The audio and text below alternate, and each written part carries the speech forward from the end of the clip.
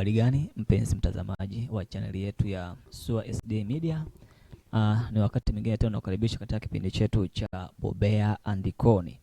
Tukiwa ni juma la 9 sasa, tukiwa tumetoka juma la 8 ambayo ilikuwa nasema kuwa na imani, na tujifunza kwa uzuri zaidi kuhusiana na imani, jinsi ambavyo inafanya kazi. Na nikukaribishe katika juma hili la 9 tukiwa na somo la dhambi, injili na sheria.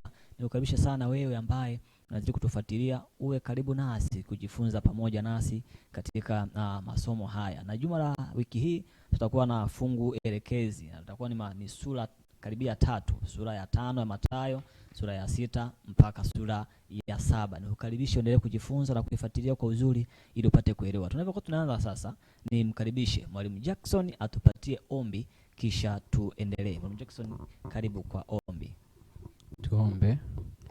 Mtakatifu, mtakatifu, mtakatifu Baba mwema, tunakushukuru kwa wema wako na fadhili zako. Masaa ya Bwana tunapoenda kujifunza, tunakuomba uweze kuwa mwalimu na mkufunzi wetu mkuu. Pia hata msikilizaji na mtazamaji Bwana akabarikiwe kupitia kipindi hichi. Tunaomba hayo machache ni katika jina la Yesu Kristo. Amina. Amina. Asante sana ndugu mpenzi mtazamaji wa kipindi chetu. Katika siku ya leo tunaendelea na mada ya juma la 9 ikiwa ni dhambi, injili na sheria. Na kabla tujaenda mbali, Mwalimu Kwando. Ndio mwalimu. Dhambi ni nini? Asante sana mwalimu. Kwanza, dhambi inamaanisha uasi wa sheria ya Mungu. Tukisoma katika kitabu cha waraka wa kwanza wa Yohana 3:4, Biblia inasema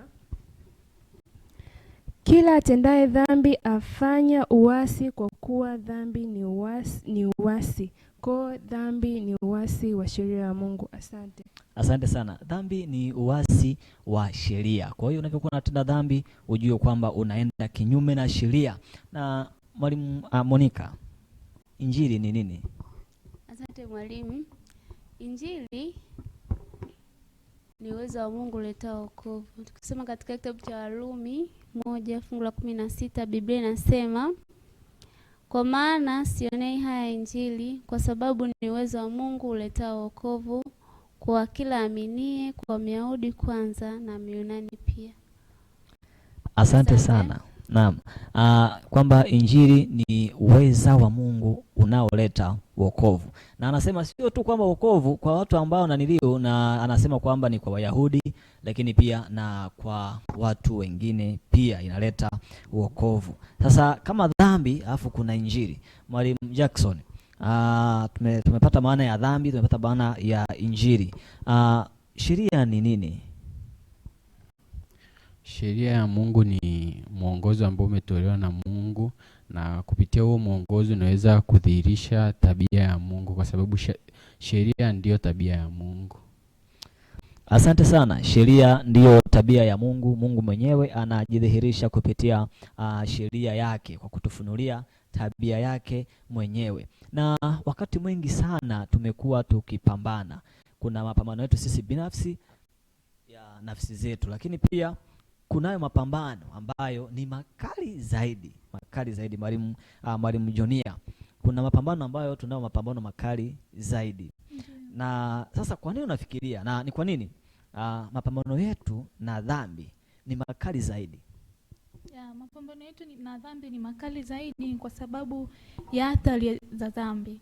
Ukiangalia katika Biblia tunaona kwamba katika kitabu cha Isaya 59:2 anatuambia maovu yenu yamewafarakanisha na Mungu, na dhambi zenu zimeuficha uso wake msiuone. Kwa hiyo kitu cha kwanza, dhambi inatufarakanisha sisi na Mungu, lakini pia inaharibu mahusiano yetu sisi na Mungu. Na si tu hivyo, inatudanganya, inatuharibu, inatufanya, inatutafuna, lakini pia hatimaye inatuharibu na kuharibu kabisa uhusiano wetu sisi na Mungu. Ndio maana hasa kwa nini dhambi ni mapambano yetu makubwa zaidi katika maisha yetu.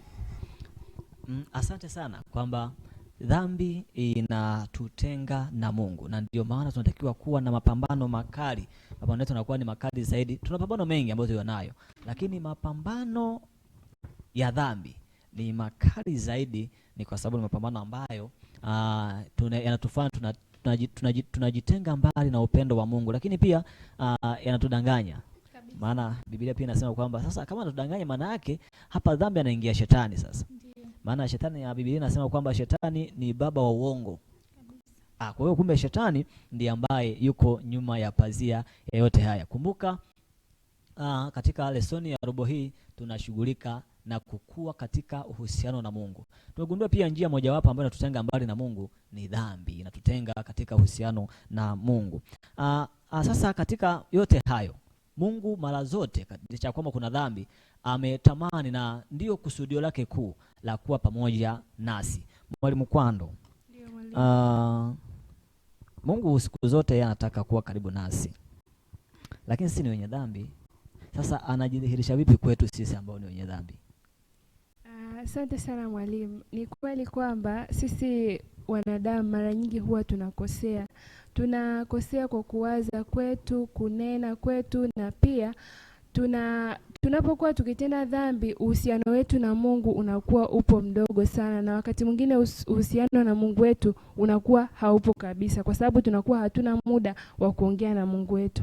Lakini Mungu wetu ni wa ajabu sana. Ametupatia sheria zake, ambapo katika sheria zake tunatambua dhambi zetu, na katika sheria zake Mungu anatufanya tuone ni wapi tulipokosea na tufanye mahusiano yetu yawe karibu zaidi na yeye. Asante. Naam, asante sana.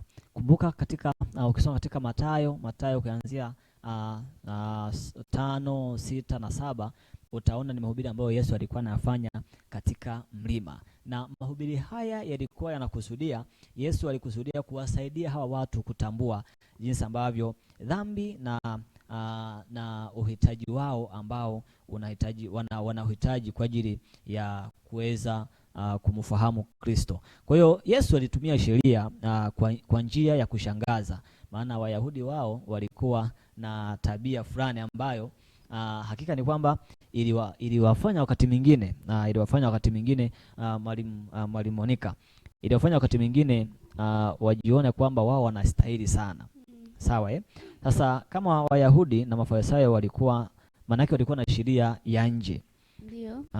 Ndani yao haikuwa imekuzwa.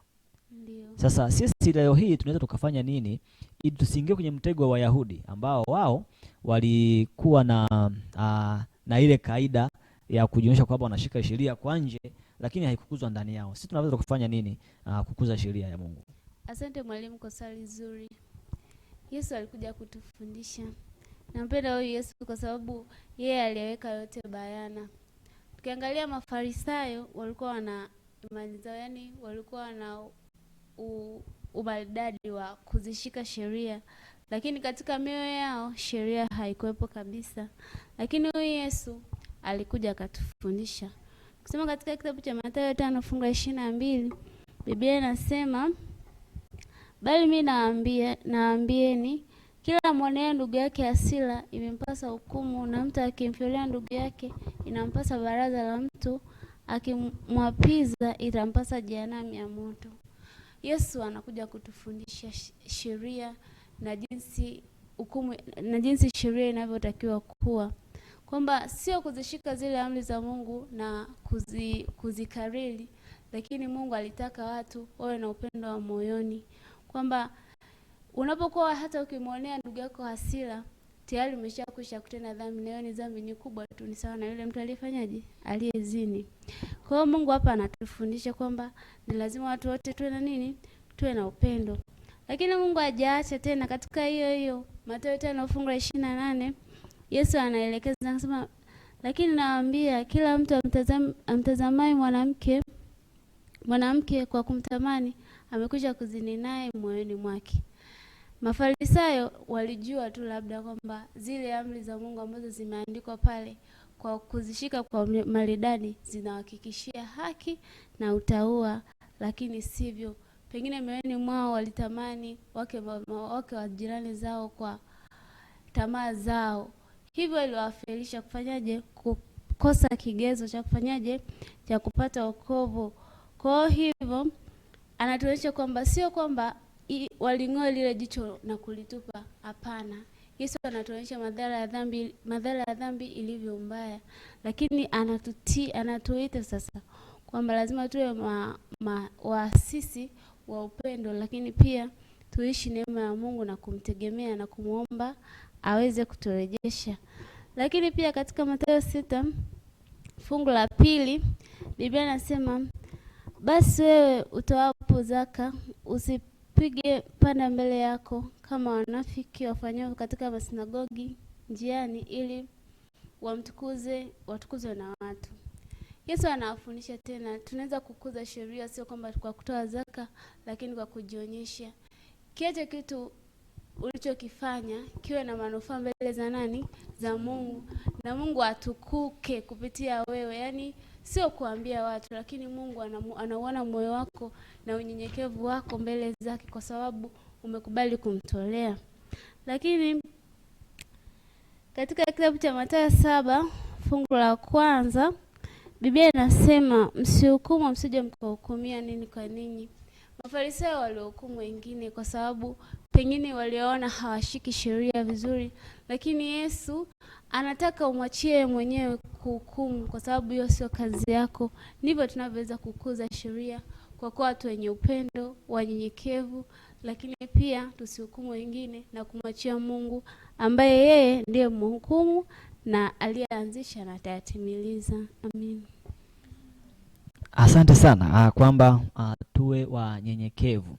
Katika Mathayo 22 ukisoma utaona kuna ole nyingi sana ambazo Yesu alizitoa kwa waandishi na Mafarisayo. Anatoa ole nyingi sana, na mojawapo anatoa ole akiwaambia kwamba mnapaka chokaa kwa nje, lakini ndani ilikuwa ni nini? Ni changamoto. Kwa hiyo kumbe tunapokuwa tunaizungumzia sheria, tunapokuwa tunanena sheria, inatakiwa ikue kuanzia ndani mwetu, si ndio?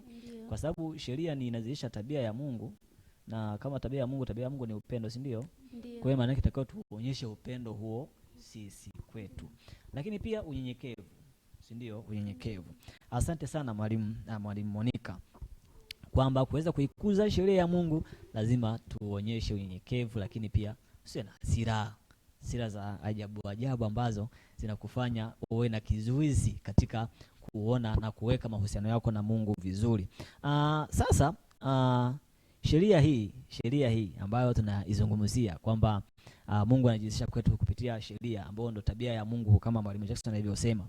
Sasa Mwalimu Jackson, katika Marko 12:30-31 Yesu alisisitiza kwa msisitizo mkubwa kuhusiana na sheria ya Mungu. Kwa nini Yesu alisisitiza sana kuhusiana na sheria? Yesu alisisitiza sana kuhusiana na sheria kwa sababu aliweza kufahamu umuhimu wa hiyo sheria. Alifahamu kwamba kupitia sheria ingekuwa kama mwongozo wao, kwamba pasipo sheria hatuwezi kuitambua nini? Hatuitambui dhambi. Kwa hiyo Yesu alifahamu kwamba hawa watu wanahitaji sheria. Na pia ni kama ulivyosema kwamba sheria ni upendo wa nani? Wa Mungu. Nadhihirisha upendo wa nani? Wa Mungu. Na pia sheria hiyo iliwasaidia wao, ilitumika kama nini? Miwani. Kuna watu ambao hawaoni lakini wanatumia miwani kama nini? Kuona. Kwa hiyo ilitumika kama mwongozo wao. Kwa hiyo Yesu aliona ni muhimu sana kuwapatia watu sheria kwa sababu itawasaidia na kuongoza na kuonyesha njia. Asante sana. Katika Biblia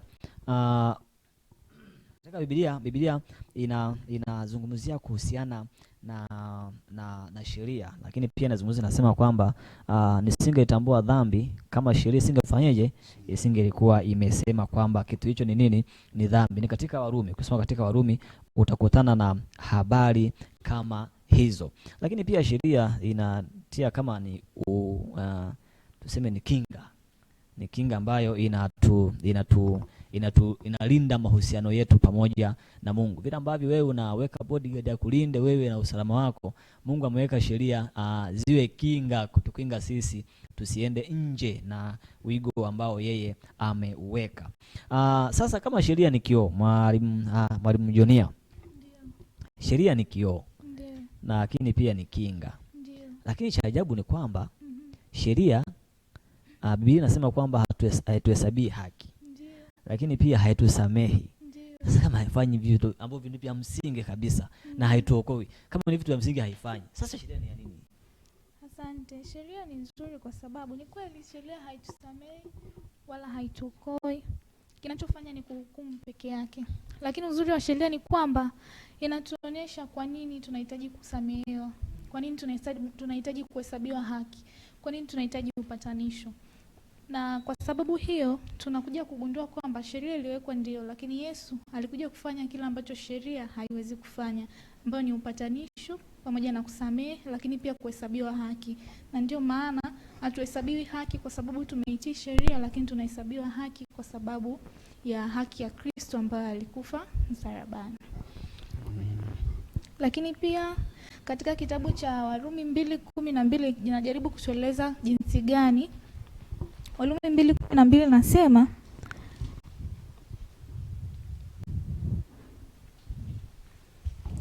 Warumi 2:12 nasema, yani hapa anasema katika Warumi 2:12 anasema, kwa kuwa wote waliokosa pasipo sheria watapotea pasipo sheria, na wote waliokosa wenye sheria watahukumiwa kwa sheria. Asante. Kwa sheria hapa kitabu kinajaribu kutuonesha kwamba sheria inafanya kuhukumu, na wote watakao kuwa wamekosa katika sheria watahukumiwa katika nini? Katika sheria. Kwa hiyo sisi tutahukumiwa katika sheria kwa sababu tumeifahamu sheria. Kwa maana hiyo, na katika kitabu cha Warumi 3:20 kinajaribu kuelezea jinsi gani tunahitaji upatanisho, kitu ambacho sheria haifanyaji, haifanyi. Asante. Naam, asante sana kwamba sheria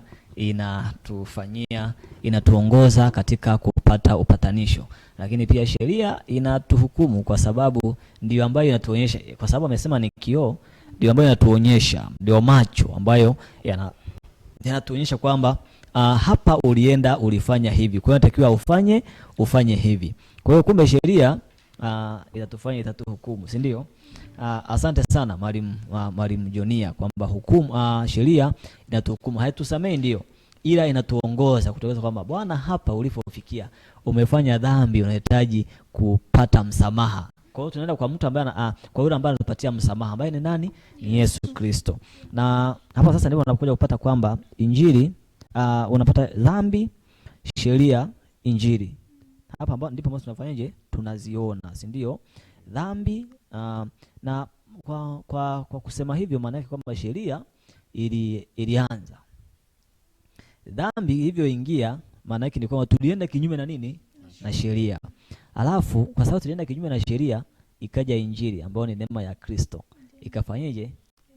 Ikatuokoa. Kwa hiyo kila ambacho sheria kwa sababu haiwezi kutusamehe dhambi, injili inaweza ikafanya, ambayo ni neema ya Yesu Kristo. Asante sana. Yesu katika Mathayo 7:21. Mathayo 7:21. Sasa tungesoma pale. Ambaye amefika anaweza kutusomea kama amefika Mathayo 7:21. Inasema, si kila mtu aniambiaye Bwana, Bwana atakayeingia katika ufalme wa mbinguni, bali ni yeye afanyaye mapenzi ya Baba yangu aliye mbinguni. Asante. Sasa kuna watu wengi leo hii wanasema kwamba tumeokolewa. Sasa kwa nini wengi wanaweza wakawa na ahadi ya uongo ya wokovu? Mwalimu Jackson, karibu. Tukiangalia watu wengi wanaamini kwamba wao wamefanyaje, wamepata wokovu, lakini hawana huo wokovu. Tatizo lao ni kwamba hawaipokei sheria kama ilivyotakiwa wao kufanyaje, kuipokea. Na pia yani wanaifanya sheria kama kigezo cha kufanyaje, cha wokovu, lakini sheria haihusiki kabisa katika nini, wokovu, kama huko nyuma tulivyokuwa tumeshafanyaje, tumeelezea. Kwa hapa hao watu waliamini kwamba kwa kushika sheria watafanyaje, wataokolewa, lakini tunaokolewa kupitia kwa nani? Kwa Yesu Kristo. Na pia kitu kingine tunasema kwamba wakati mwingine kinachokuja kinaponza watu ni kutokuifahamu sheria. Kwa nini? Kwa kiundani. Unakuta mtu anaifahamu sheria kwa juu.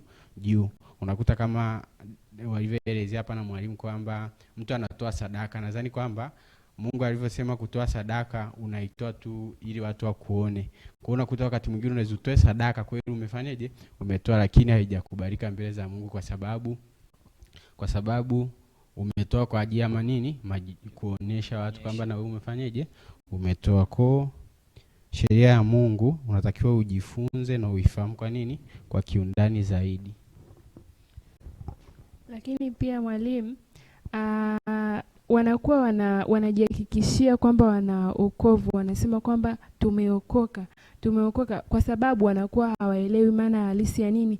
Ya wokovu. Hawajakaa wakachunguza maana ya wokovu kwa undani ni nini, ndio maana wanakuwa na ule uhakika wa wokovu, kwa sababu pia wanakuwa wameshaaminishwa kwamba ukishamjua tu Kristo, hata kama usipolisoma neno lake, wewe tayari unakuwa umeokoka. Asante sana. Katika kitabu cha Maneno ya Matumaini imeelezea kwamba kuna watu tu kwenye hatari kubwa sana kwa sababu ya kukalishwa kwamba ukishabatizwa sina kufanya na nini, wewe umeokoka. Ni hatari sana kwa sababu itafika sehemu itatufanya tubeteke na kujikuta tunapuuza vitu ambavyo ni vya msingi. Lakini watu wengi pia wanakosa maarifa. Ili inafika hatua mnataka kujifunza, anakuambia mimi sitaki hizo vitu, mimi nimeshaokoka, sitaki. Kwa hiyo sasa anakuwa hayuko tayari kupokea maarifa. Kwa sababu gani? Kwa sababu ameokoka. Ni hatari sana. Tunahitaji maarifa zaidi. Katika Hosea 4 kusoma 1:6-10 ameelezea kwamba watu wanaangamia kukosa maarifa. Na maarifa sio kwamba hayapo, yapo. Ila tumefanyaje? Tumeyakataa. Kwa hiyo kunayo hatari kwa namna hiyo. Sasa kama kunayo hatari tunawezaje kuwasaidia hawa watu?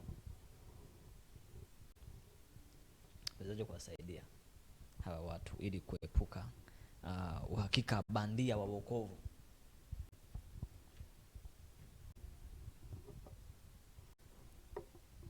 Tunaweza kuwasaidia Mwalimu Jackson? Hapo kuwasaidia watu tunatakiwa kwamba cha kwanza tuwaeleze kwanza kazi ya sheria na umuhimu wake. Unajua wengi hawaelewi umuhimu wa nini? Wa sheria. Kama tulivyokuwa tumesema huko mwanzo, sheria ifanyeje? Haituokoi, lakini natuelekeza kwa nani? Kwa Yesu Kristo. Kwa wakati mwingine wanadhani kwa kushika sheria tunafanyaje? Tunaokolewa. Kwa wanakuwa matumaini yao yapo kwa nini? Kwenye sheria. Kwa wanaitumainia sheria ingali kwamba hawana wokovu ndani yao. Kwa cha zaidi ni kuambia kwamba Yesu ni wa muhimu na pia sheria ni ya muhimu. Sheria inatuelekeza kwa Yesu Kristo, ambaye kupitia kwa Yesu Kristo tunaokolewa, na kupitia kwa Yesu Kristo anaweza kutuonyesha jinsi tunavyotakiwa kuwa wanyenyekevu. Unajua wakati mwingine kuamini kwamba kupitia sheria utaokolewa, unakuta hauna unyenyekevu ndani yako. Naamini kwamba tunafahamu Biblia pia imetuelezea kwamba hakuna mtu awezaye kushika sheria, kwa sababu kila siku tunaishi, wakati mwingine unaanguka. Kwa hiyo tukitegemea sheria tutakuta kwamba unaivunja wewe mwenyewe, kwa huwezi kuokoka. Lakini kwa kumtegemea Yesu tunaokolewa. Lakini pia mwalimu, naam, sheria ya Mungu kwa asili yake ni mapenzi na tabia ya Mungu, ambaye ndio mwasisi wake. Mungu ndio mwasisi wa sheria.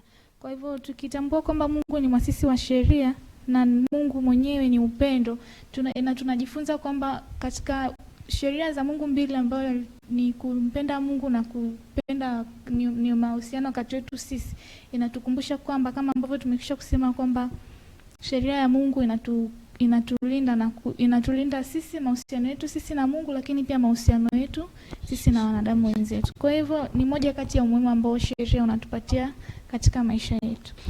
Kwa kusema hivyo unataka kuniambia kwamba sheria ya Mungu inaweza ikabadilika?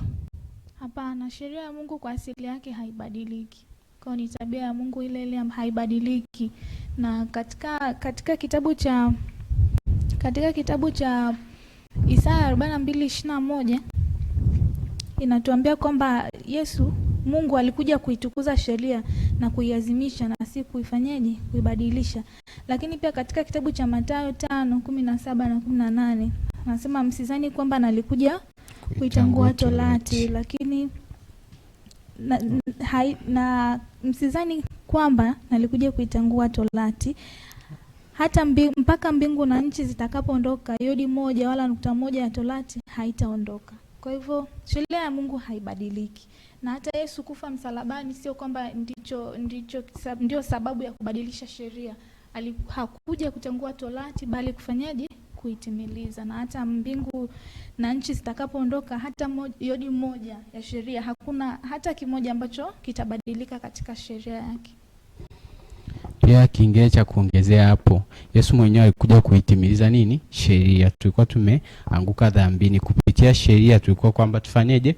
Tuangamie kabisa, lakini kupitia kwa Yesu Kristo akafa kama mbadala wetu. Kwa hiyo Yesu alikuja kufanyeje, kama hapa Mathayo kwamba mimi sikuja kutangua torati bali kuifanyeje? Kuitimiliza. Kwa hiyo tufahamu kwamba sheria ya Mungu haibadiliki, na Yesu alikuja kuitimiliza sheria na kuiinua juu. Asante sana. Wewe mwalimu Kwando, wewe unasemaje kuhusiana na wakati mwingine wale ambao wanasema kwamba sheria nao imebadilishwa, licha kwamba tumejua kwamba sheria haibadiliki, lakini pia Yesu mwenyewe alikuja kuidhibitisha. Wewe unachokuambia nini?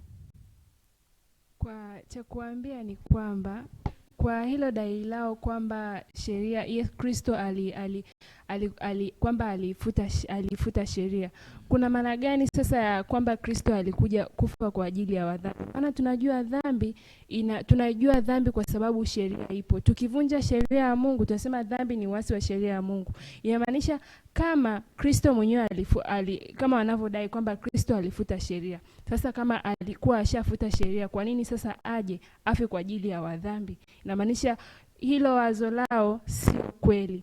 Kwa sheria ipo kwa ajili ya kuthibitisha dhambi, na Kristo alikuja kwa ajili ya kutuokoa kutokana na ule uasi wa sheria zake. Asante sana, kwamba sheria kwa asili yake haibadiliki kwa sababu ni tabia ya Mungu, si ndio? Maana yake tukitaka kubadilisha sheria, tubadilishe tabia ya Mungu. Sasa kama unaweza kubadilisha tabia ya Mungu, basi sheria inaweza kubadilika. Lakini pia tukisema kwamba Yesu alivyokufa alibadilisha sheria, maana yake hakukuwa na uhitaji wa yeye kuja kufa. Kama kuna uwezekano kuibadilisha, hakukuwa na uhitaji wa yeye kuja kufa. Angesema kwa sababu ametenda dhambi na kwa sababu sheria inabadilishwa, anabadilisha sheria. Kwa hiyo hamna tena kuja kufa nini? Msalabani. Lakini kwa sababu tabia yake Mungu haibadiliki, ndio maana Yesu akafa wapi? Msalabani. Mwalimu Monica, cha kusema cha kuongezea kwamba katika sheria Mungu anafunua upendo wake kwa Mungu na wanadamu, lakini mwanadamu kwa wanadamu. Kwa hiyo kupitia sheria tunaona upendo wa Mungu, yaani tunajifunza upendo wa Mungu kwetu, lakini upendo wetu kwa nini? Kwa wanadamu. Kwa hiyo kupitia sheria hatuwezi kuwa, yaani tutakuwa wanafiki endapo tutasema tunampenda Mungu, wakati huo hatuwapendi wanadamu wenzetu ambao tunaishi nao. Lakini pia tutakuwa wanafiki endapo tutawapenda wanadamu alafu Mungu tukafanyaje? Tukamchukia. Kwa hiyo tunatakiwa tuishi na wanadamu vizuri, lakini pia tumtukuze Mungu kupitia sheria, lakini pia tuishi ambayo ametuelekeza kwayo. Tutaishi maisha mazuri, lakini pia yatakuwa na furaha, kwa sababu sheria ya Mungu sio mzigo, lakini pia yatahakikisha amani ya mioyo yetu, lakini pia tutamtukuza kwa akili, lakini pia kwa neema yake atatuokoa. Amina. Asante sana. Ili kuona hatia yake mwenye dhambi, lazima apime tabia yake kwanza, kwa kipimo kikuu cha Mungu cha haki. Sheria ni kioo kinaonyesha ukamilifu wa tabia na ya haki na kumwezesha kutambua mapungufu yake mwenyewe. Sikiliza hii. Sheria humfunulia mwanadamu dhambi zake, lakini haitoi tiba. Sheria haitoi tiba ya kile ambacho wewe ya dhambi zako, ila inakuonyesha, kisha tiba inatolewa na Injili ambayo ni neema ya Yesu Kristo mwenyewe. Kwa hiyo sheria inakuongoza kuiona dhambi. Alafu ukishaona dhambi, unaenda kwenye Injili ambayo inakuondolea hatia yako. Ingawa inaahidi uzima kwa yule anayetii, inatangaza kwamba mauti ni fungu la mvunjaji. Injili ya Kristo peke yake inaweza kumwokoa kutoka katika hukumu au unajisi wa dhambi. Ni lazima atumie toba kwa Mungu ambaye sheria yake imevunjwa, na imani kwa Kristo, dhabihu yake ya upatanisho.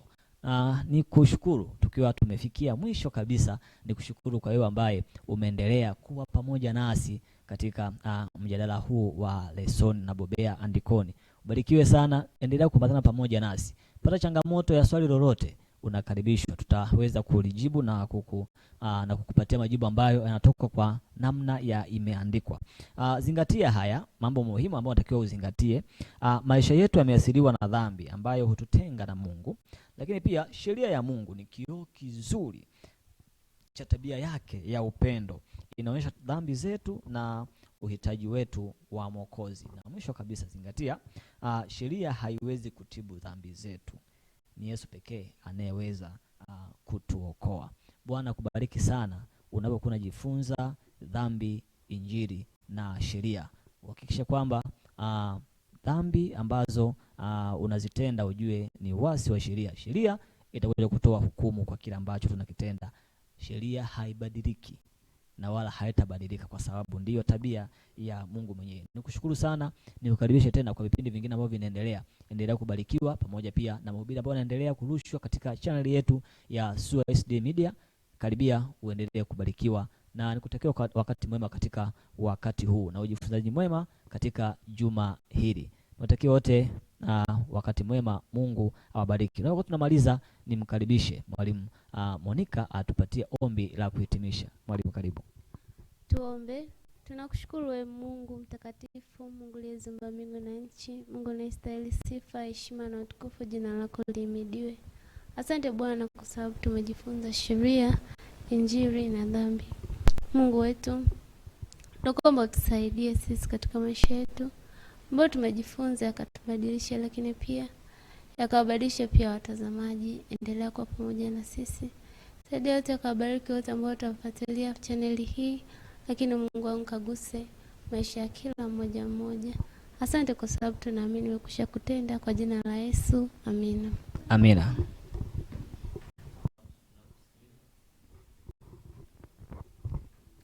Habari gani mpenzi mtazamaji wa chaneli yetu ya SUA SD Media? Ni wakati mwingine tena nakukaribisha katika kipindi chetu cha Bobea Andikoni. Tukiwa ni juma la 9 sasa, tukiwa tumetoka juma la 8 ambayo ilikuwa nasema kuwa na imani, na tulijifunza kwa uzuri zaidi kuhusiana na imani, jinsi ambavyo inafanya kazi. Na nikukaribishe katika juma hili la 9 tukiwa na somo la dhambi, injili na sheria. Nikukaribisha sana wewe ambaye unazidi kutufuatilia, uwe karibu nasi kujifunza pamoja nasi katika masomo haya. Na juma la wiki hii tutakuwa na fungu elekezi, na tutakuwa ni sura karibia 3, sura ya 5 ya Mathayo, sura ya 6 mpaka sura ya 7. Nikukaribisha endelee kujifunza na kuifuatilia kwa uzuri ili upate kuelewa. Tunapokuwa tunaanza sasa, ni mkaribishe Mwalimu Jackson atupatie ombi kisha tuendelee. Mwalimu Jackson, karibu kwa ombi. Tuombe. Mtakatifu, mtakatifu, mtakatifu Baba mwema, tunakushukuru kwa wema wako na fadhili zako. Masaa ya Bwana tunapoenda kujifunza, tunakuomba uweze kuwa mwalimu na mkufunzi wetu mkuu. Pia hata msikilizaji na mtazamaji Bwana akabarikiwe kupitia kipindi hichi. Tunaomba hayo machache ni katika jina la Yesu Kristo. Amina. Amina. Asante sana ndugu mpenzi mtazamaji wa kipindi chetu. Katika siku ya leo tunaendelea na mada ya juma la 9 ikiwa ni dhambi, injili na sheria. Na kabla tujaenda mbali, Mwalimu Kwando. Ndio mwalimu. Dhambi ni nini? Asante sana mwalimu. Kwanza, dhambi inamaanisha uasi wa sheria ya Mungu. Tukisoma katika kitabu cha waraka wa kwanza wa Yohana 3:4, Biblia inasema, kila atendaye dhambi afanya uasi, kwa kuwa dhambi ni uasi. Kwa dhambi ni uasi wa sheria ya Mungu. Asante. Asante sana. Dhambi ni uasi wa sheria. Kwa hiyo unapokuwa unatenda dhambi, ujue kwamba unaenda kinyume na sheria. Na Mwalimu Monica, injili ni nini? Asante mwalimu.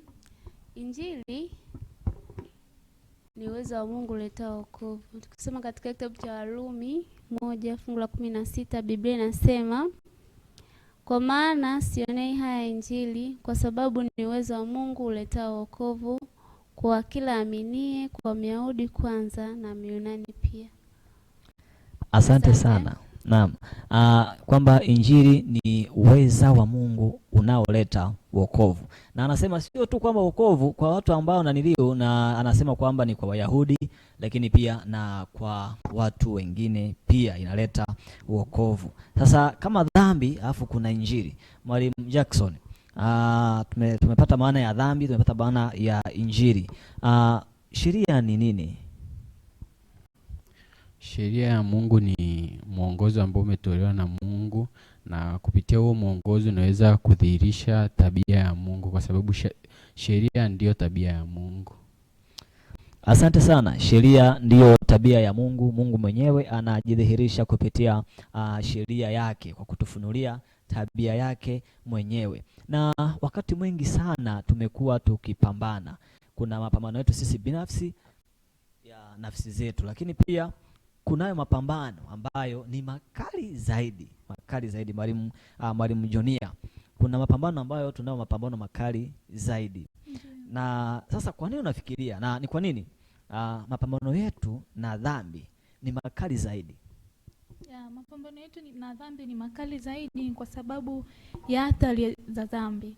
Ukiangalia katika Biblia tunaona kwamba katika kitabu cha Isaya 59:2 anatuambia maovu yenu yamewafarakanisha na Mungu na dhambi zenu zimeuficha uso wake msiuone. Kwa hiyo kitu cha kwanza, dhambi inatufarakanisha sisi na Mungu, lakini pia inaharibu mahusiano yetu sisi na Mungu.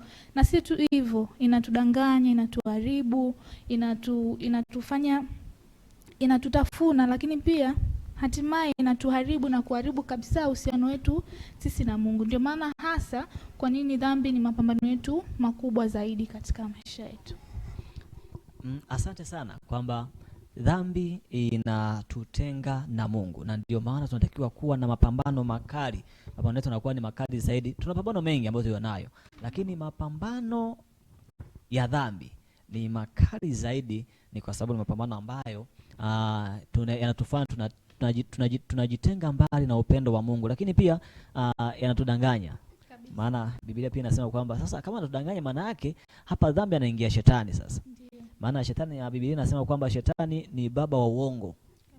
Kwa hiyo kumbe shetani ndiye ambaye yuko nyuma ya pazia ya yote haya. Kumbuka katika lesoni ya robo hii tunashughulika na kukua katika uhusiano na Mungu. Tumegundua pia njia mojawapo ambayo inatutenga mbali na Mungu ni dhambi, inatutenga katika uhusiano na Mungu.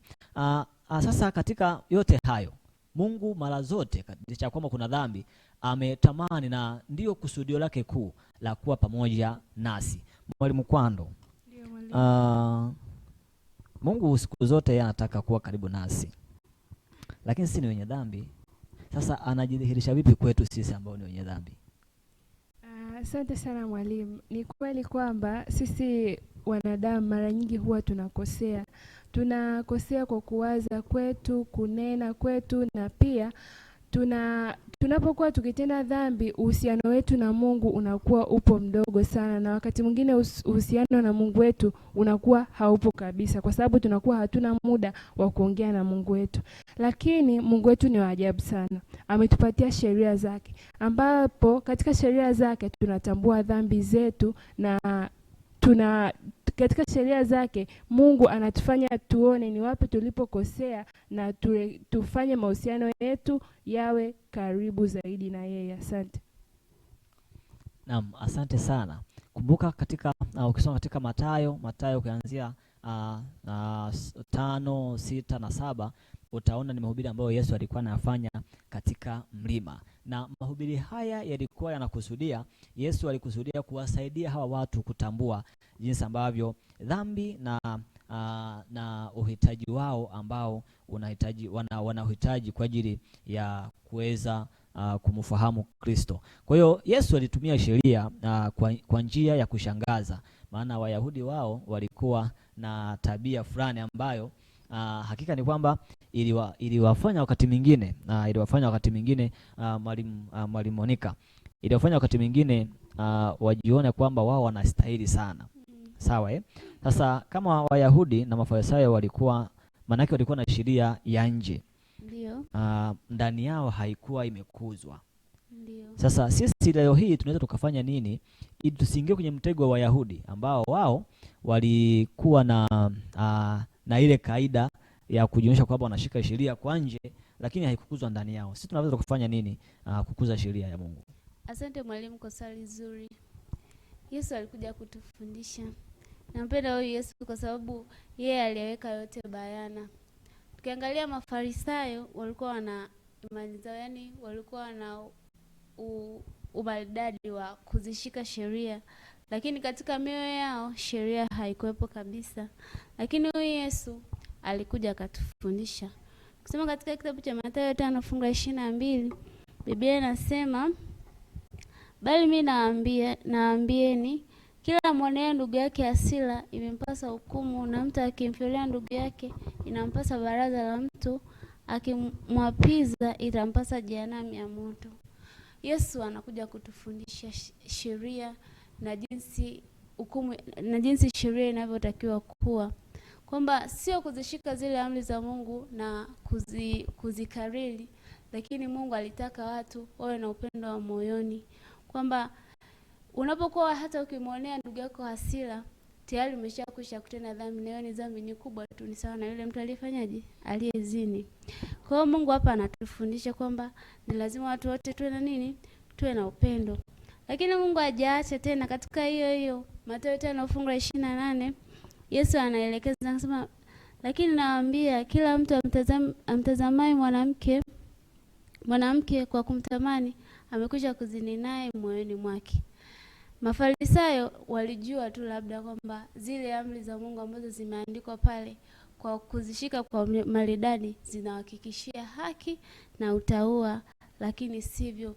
Pengine moyoni mwao walitamani wake wa jirani zao kwa tamaa zao, hivyo iliwafelisha kufanyaje, kukosa kigezo cha kufanyaje, cha kupata wokovu.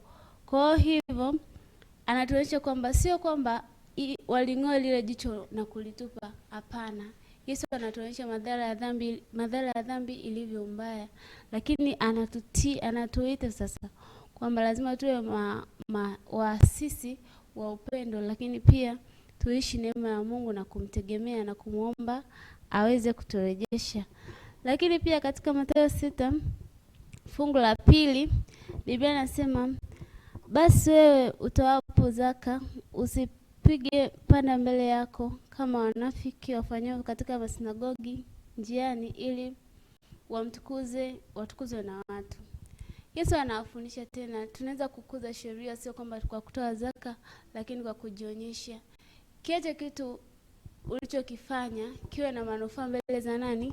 Za Mungu, na Mungu atukuke kupitia wewe. Yani sio kuambia watu, lakini Mungu anauona moyo wako na unyenyekevu wako mbele zake kwa sababu umekubali kumtolea. Lakini katika kitabu cha Mathayo 7:1 Biblia inasema, msihukumu msije mkahukumia nini kwa ninyi. Mafarisayo walihukumu wengine kwa sababu pengine waliona hawashiki sheria vizuri, lakini Yesu anataka umwachie mwenyewe kuhukumu kwa sababu hiyo sio kazi yako. Ndivyo tunavyoweza kukuza sheria kwa kuwa watu wenye upendo, wanyenyekevu, lakini pia tusihukumu wengine na kumwachia Mungu ambaye yeye ndiye mhukumu na aliyeanzisha na atayatimiliza. Amen. Asante sana kwamba tuwe wanyenyekevu. Katika Mathayo 22 ukisoma utaona kuna ole nyingi sana ambazo Yesu alizitoa kwa waandishi na Mafarisayo. Anatoa ole nyingi sana, na mojawapo anatoa ole akiwaambia kwamba mnapaka chokaa kwa nje, lakini ndani ilikuwa ni nini? Ni changamoto. Kwa hiyo kumbe tunapokuwa tunaizungumzia sheria, tunapokuwa tunanena sheria, inatakiwa ikue kuanzia ndani mwetu, si ndio? Kwa sababu sheria ni inazilisha tabia ya Mungu, na kama tabia ya Mungu ni upendo, si ndio? Kwa hiyo maana yake itakiwa tuonyeshe upendo huo sisi kwetu, lakini pia unyenyekevu, si ndio? Unyenyekevu. Asante sana mwalimu Monica, kwamba kuweza kuikuza sheria ya Mungu lazima tuonyeshe unyenyekevu, lakini pia usiwe na hasira za ajabu ambazo zinakufanya uwe na kizuizi katika kuona na kuweka mahusiano yako na Mungu vizuri. Sasa sheria hii ambayo tunaizungumzia kwamba Mungu anajihusisha kwetu kupitia sheria ambayo ndo tabia ya Mungu kama Mwalimu Jackson alivyosema. Sasa Mwalimu Jackson, katika Marko 12:30-31 Yesu alisisitiza kwa msisitizo mkubwa kuhusiana na sheria ya Mungu. Kwa nini Yesu alisisitiza sana kuhusiana na sheria? Yesu alisisitiza sana kuhusiana na sheria kwa sababu aliweza kufahamu umuhimu wa hiyo sheria. Alifahamu kwamba kupitia sheria ingekuwa kama mwongozo wao, kwamba pasipo sheria hatuwezi kuitambua nini? Hatuitambui dhambi. Kwa hiyo Yesu alifahamu kwamba hawa watu wanahitaji sheria. Na pia ni kama ulivyosema kwamba sheria ni upendo wa nani? Wa Mungu. Nadhihirisha upendo wa nani? Wa Mungu. Na pia sheria hiyo iliwasaidia wao, ilitumika kama nini? Miwani. Kuna watu ambao hawaoni lakini wanatumia miwani kama nini? Kuona. Kwa hiyo ilitumika kama mwongozo wao. Kwa hiyo Yesu aliona ni muhimu sana kuwapatia watu sheria kwa sababu itawasaidia na kuongoza na kuonyesha njia. Asante sana. Katika Biblia Biblia inazungumzia kuhusiana na sheria, lakini pia inazungumzia nasema kwamba nisingetambua dhambi kama sheria isingefanyeje, isingelikuwa imesema kwamba kitu hicho ni nini? Ni dhambi. Ni katika Warumi, kusoma katika Warumi utakutana na habari kama hizo. Lakini pia sheria inatia kama ni tuseme ni kinga. Ni kinga ambayo inalinda mahusiano yetu pamoja na Mungu. Vile ambavyo wewe unaweka bodyguard ya kulinde wewe na usalama wako, Mungu ameweka sheria ziwe kinga kutukinga sisi tusiende nje na wigo ambao yeye ameuweka. Sasa kama sheria ni kioo, Mwalimu Jonia, sheria ni kioo lakini pia ni kinga. Lakini cha ajabu ni kwamba sheria Biblia inasema kwamba haituhesabii haki. Lakini pia haitusamehi. Sasa kama haifanyi vitu ambavyo ni vya msingi kabisa na haituokoi, kama ni vitu vya msingi haifanyi, sasa sheria ni ya nini? Asante. Sheria ni nzuri kwa sababu ni kweli sheria haitusamehi wala haituokoi. Kinachofanya ni kuhukumu peke yake. Lakini uzuri wa sheria ni kwamba inatuonyesha kwa nini tunahitaji kusamehewa, kwa nini tunahitaji kuhesabiwa haki, kwa nini tunahitaji upatanisho. Na kwa sababu hiyo tunakuja kugundua kwamba sheria iliwekwa ndio, lakini Yesu alikuja kufanya kila ambacho sheria haiwezi kufanya, ambayo ni upatanisho pamoja na kusamehe, lakini pia kuhesabiwa haki. Na ndio maana hatuhesabiwi haki kwa sababu tumeitii sheria, lakini tunahesabiwa haki kwa sababu ya haki ya Kristo ambaye alikufa msalabani.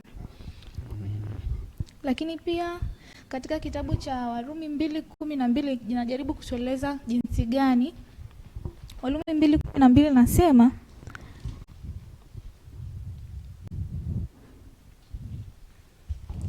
Warumi 2:12 nasema, yani hapa anasema katika Warumi 2:12 anasema, kwa kuwa wote waliokosa pasipo sheria watapotea pasipo sheria, na wote waliokosa wenye sheria watahukumiwa kwa sheria. Asante. Kwa sheria hapa kitabu kinajaribu kutuonesha kwamba sheria inafanya kuhukumu, na wote watakao kuwa wamekosa katika sheria watahukumiwa katika nini? Katika sheria. Kwa hiyo sisi tutahukumiwa katika sheria kwa sababu tumeifahamu sheria. Kwa maana hiyo, na katika kitabu cha Warumi 3:20 kinajaribu kuelezea jinsi gani tunahitaji upatanisho, kitu ambacho sheria haifanyaji, haifanyi. Asante. Naam, asante sana kwamba sheria inatuongoza katika kupata upatanisho, lakini pia sheria inatuhukumu kwa sababu ndio ambayo inatuonyesha, kwa sababu amesema ni kioo, ndio ambayo inatuonyesha, ndio macho ambayo yanatuonyesha kwamba hapa ulienda ulifanya hivi, kwa hiyo inatakiwa ufanye hivi. Kwa hiyo kumbe sheria itatuhukumu, si ndio? Asante sana Mwalimu Jonia kwamba sheria inatuhukumu, haitusamehi ndio, ila inatuongoza kutueleza kwamba bwana, hapa ulipofikia umefanya dhambi, unahitaji kupata msamaha. Kwa hiyo tunaenda kwa mtu ambaye kwa yule ambaye anatupatia msamaha, ambaye ni nani? Ni Yesu Kristo. Na hapa sasa ndipo unakuja kupata kwamba Injili unapata dhambi, sheria, injili. Hapa ndipo ambapo tunafanyaje? Tunaziona, si ndio? Dhambi na kwa kusema hivyo maana yake kwamba sheria ilianza. Dhambi ilivyoingia maana yake ni kwamba tulienda kinyume na nini? Na sheria. Alafu kwa sababu tulienda kinyume na sheria, ikaja injili ambayo ni neema ya Kristo. Ikafanyaje? Ikatuokoa. Kwa hiyo kila ambacho sheria kwa sababu haiwezi kutusamehe dhambi, injili inaweza ikafanya, ambayo ni neema ya Yesu Kristo. Asante sana. Yesu katika Mathayo 7:21. Mathayo 7:21. Sasa tungesoma pale. Tungesoma pale ambaye amefika anaweza kutusomea kama amefika Mathayo 7:21. Inasema si kila mtu aniambiaye Bwana, Bwana atakaingia katika ufalme wa mbinguni, bali ni yeye afanyaye mapenzi ya Baba yangu aliye mbinguni. Asante. Sasa kuna watu wengi leo hii wanasema kwamba tumeokolewa. Sasa kwa nini wengi wanaweza wakawa na ahadi ya uongo ya wokovu? Mwalimu Jackson, karibu. Tukiangalia watu wengi wanaamini kwamba wao wamefanyaje, wamepata wokovu, lakini hawana huo wokovu. Tatizo lao ni kwamba hawaipokei sheria kama ilivyotakiwa wao kufanyaje, kuipokea. Na pia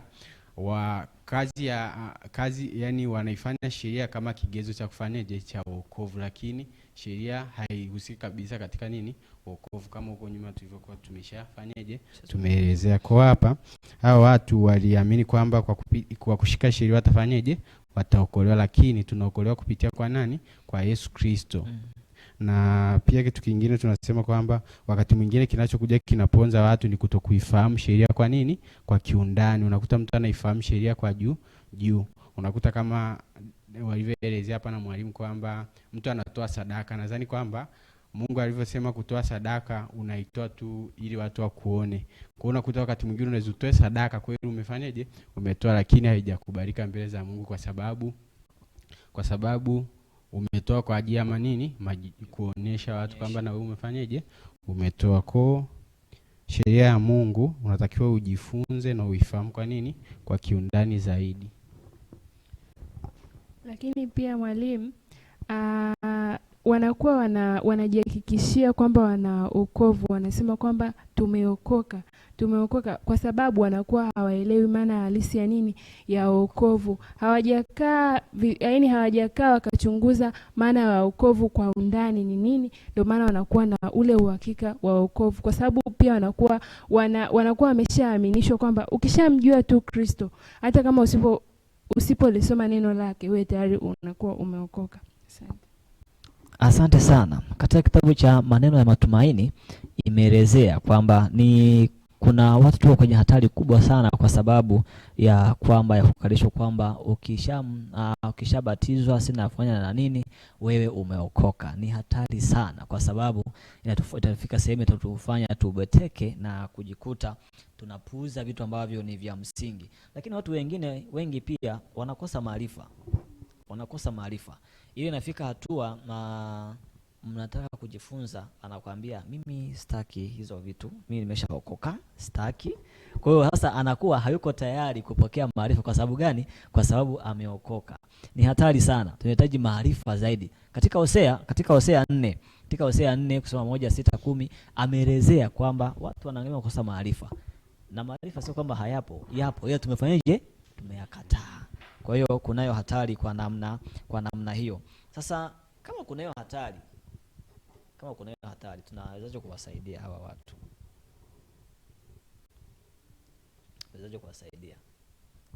Ili kuepuka uhakika bandia wa wokovu?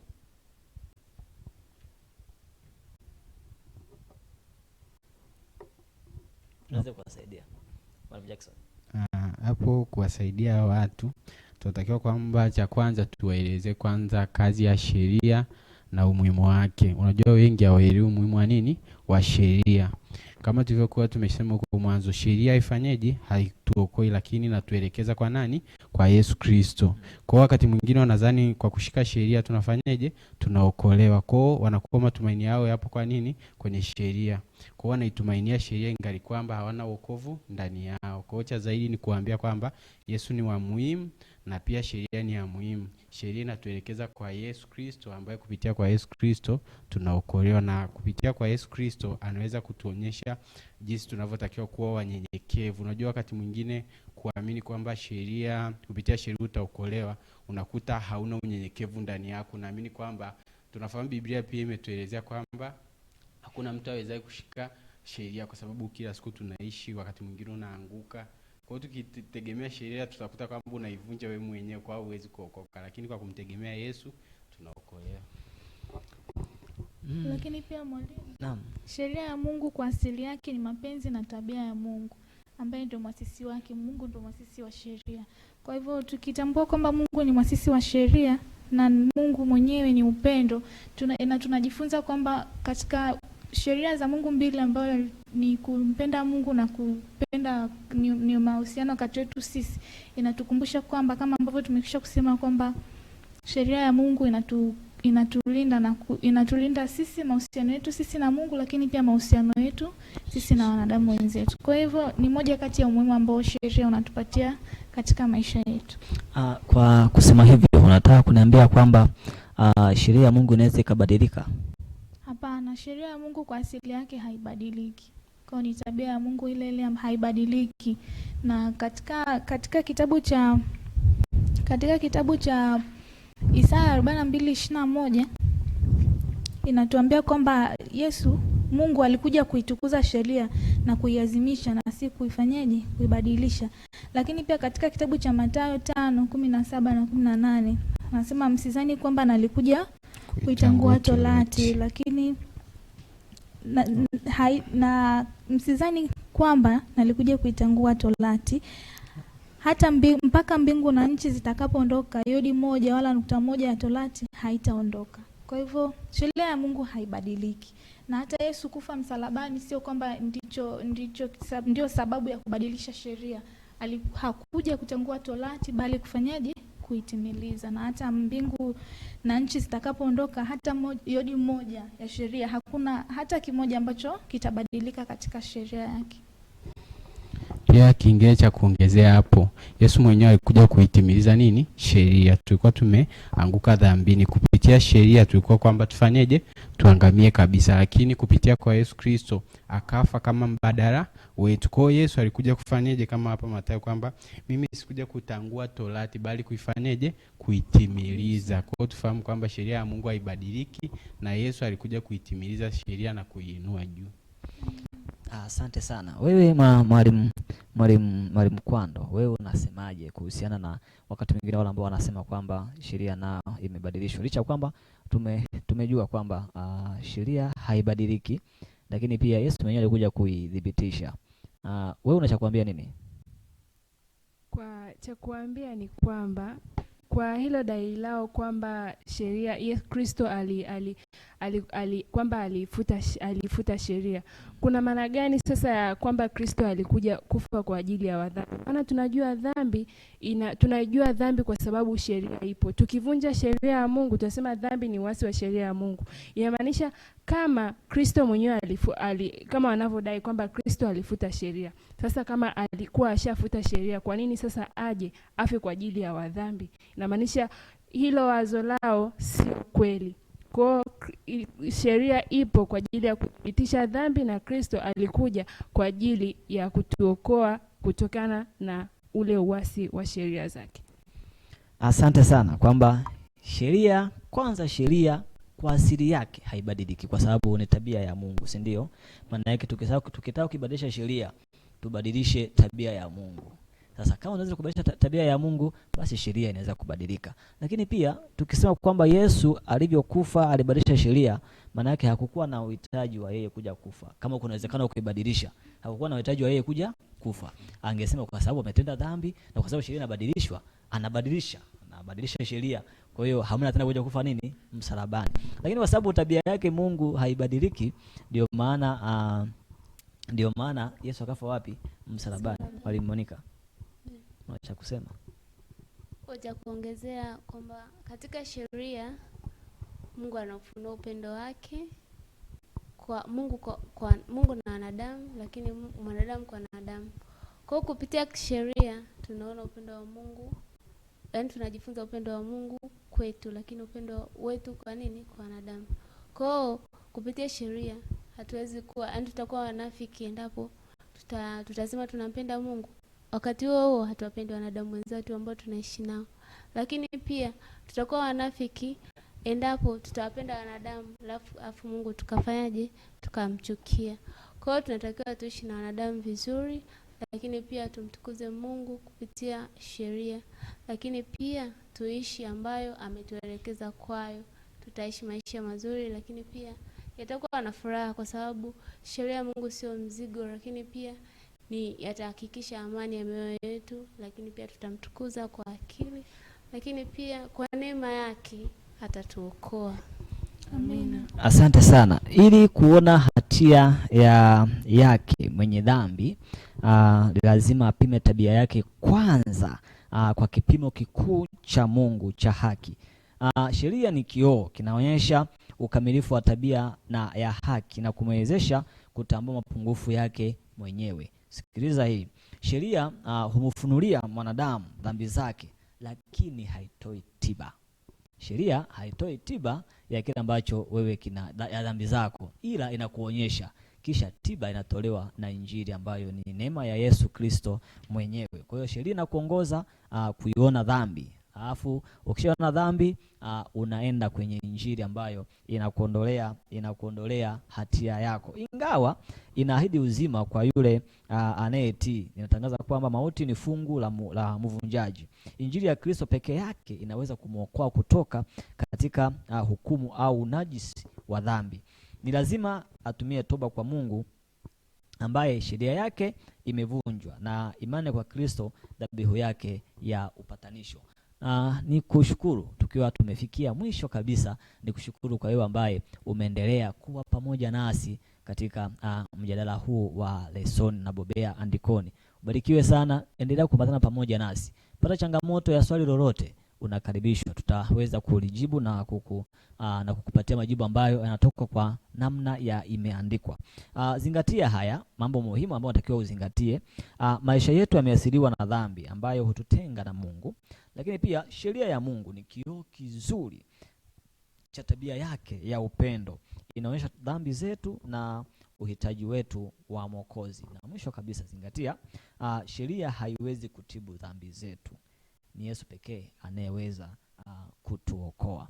Bwana kubariki sana unapokuwa unajifunza dhambi, Injili na sheria. Uhakikishe kwamba dhambi ambazo unazitenda ujue ni uasi wa sheria. Sheria itakuja kutoa hukumu kwa kile ambacho tunakitenda. Sheria haibadiliki na wala haitabadilika, kwa sababu ndiyo tabia ya Mungu mwenyewe. Nikushukuru sana, nikukaribishe tena kwa vipindi vingine ambavyo vinaendelea. Endelea kubarikiwa pamoja pia na mahubiri ambayo yanaendelea kurushwa katika channel yetu ya SUA SD Media.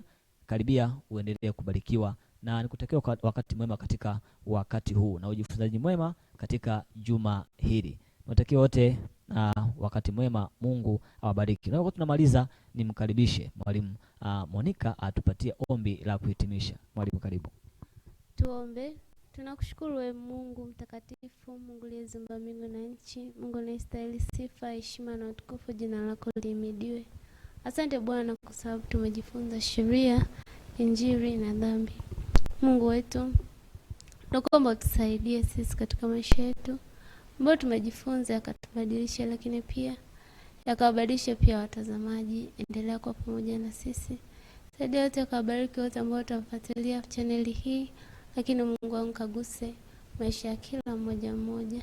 Asante kwa sababu tunaamini umekwisha kutenda, kwa jina la Yesu. Amina. Amina.